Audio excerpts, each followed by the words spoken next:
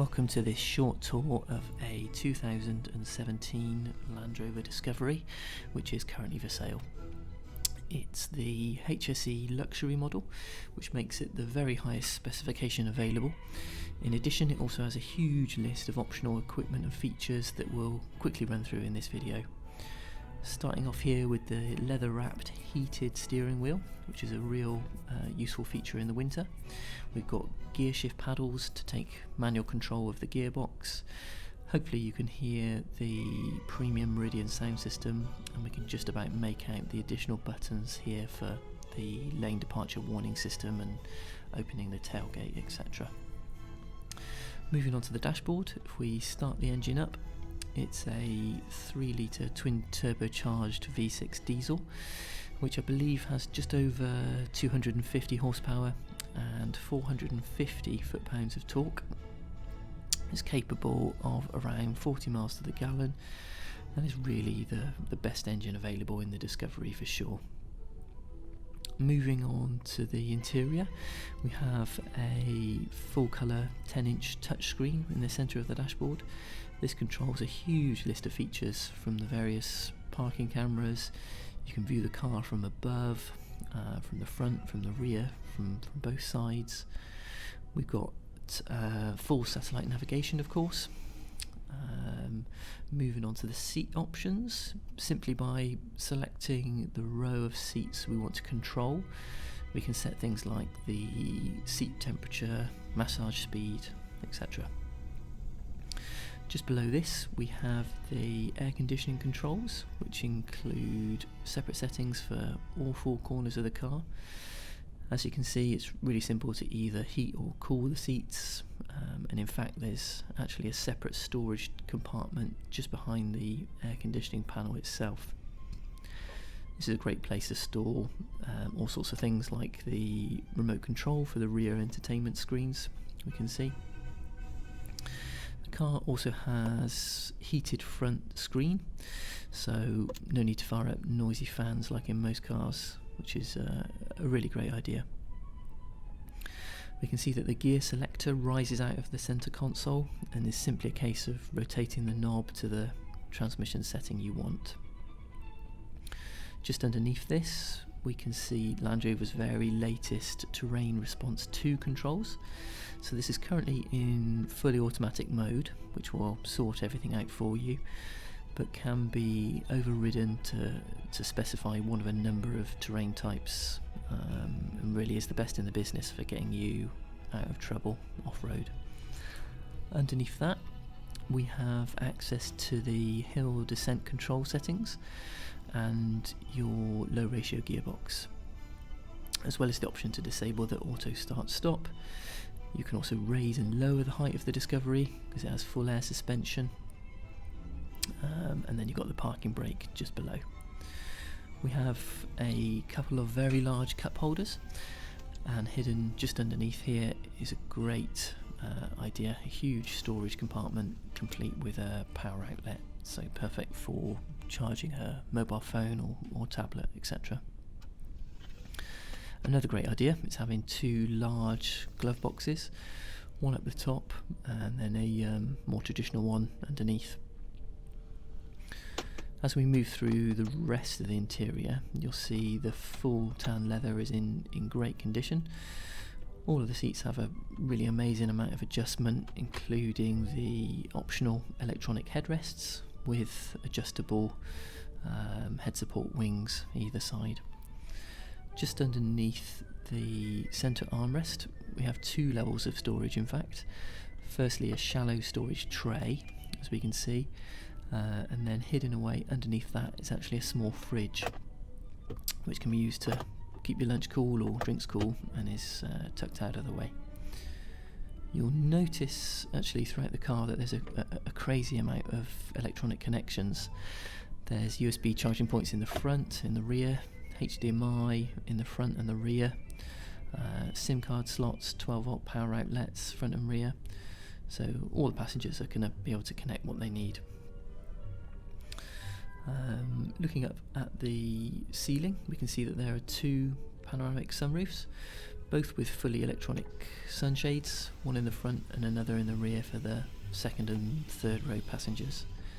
These are both controlled by the settings within the ceiling, which also features touch sensitive lights, making them really intuitive to use and find in the dark.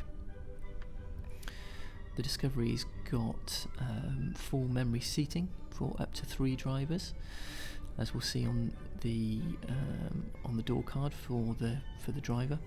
So just a press of the button on the door will return the seats and the steering wheel back to their preferred position.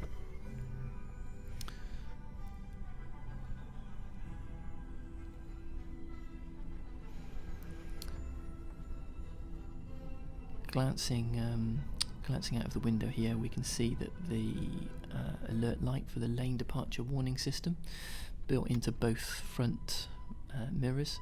Really useful feature if there's another car alongside you or you're trying to change lanes on the motorway.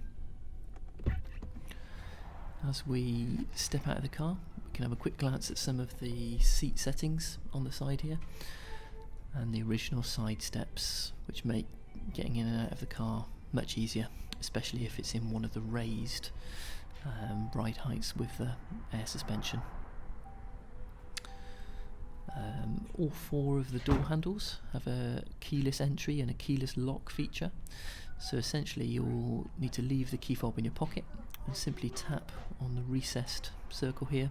That will lock the car for you. When you want to open the car, simply slide your hand behind the handle and the car will open back up right away.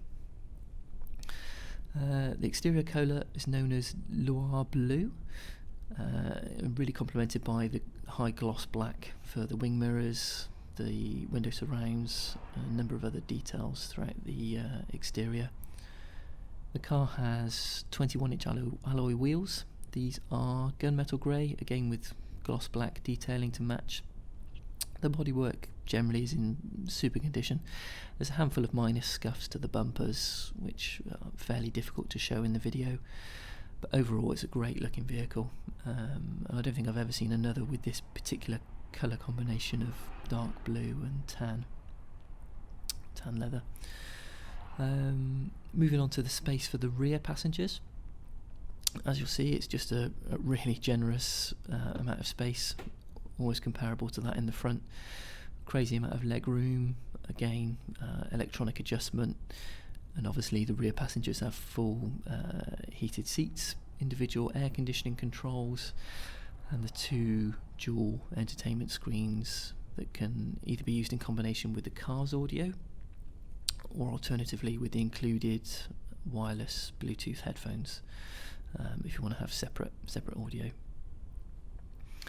The car itself has only ever been run using premium fuel, specifically Shell V-Power, and then we've also used Red X injector cleaner every other fill up to make sure that everything's running correctly.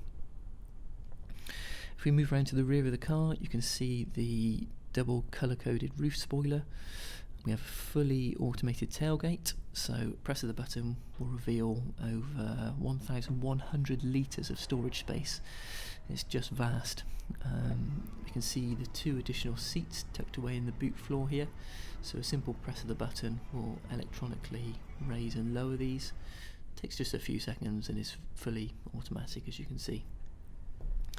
There's a bunch of other features that can be controlled from the side panel on the left hand side of the boot area. In fact, let's lower the bottom tailgate section and deploy the tow bar at the same time.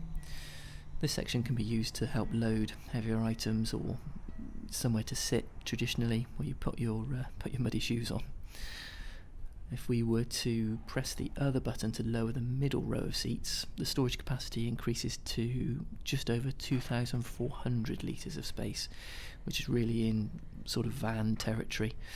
You just won't find anything else to beat it for storage space. So another simple press of the tailgate will automatically close the upper and lower parts of the boot at the same time. Moving on round, the service history on the car is right up to date. I believe it's had a total of 5 services. The most recent service was completed earlier on this year. I think the car's done a few hundred miles since then. At the same time, the brake pads were replaced and 2 new front tyres were fitted. I believe it passed its MOT at the same time, so that means that the MOT runs through to mid-2023. Moving round to the front of the car, you'll see the car has LED running lights, and again the gloss black grille to match with the rest of the exterior details. Under the bonnet there's a 3-litre twin-turbo V6, which is in great condition. It's clearly never been used off-road, so it's very clean and just matches the general condition of the rest of the car.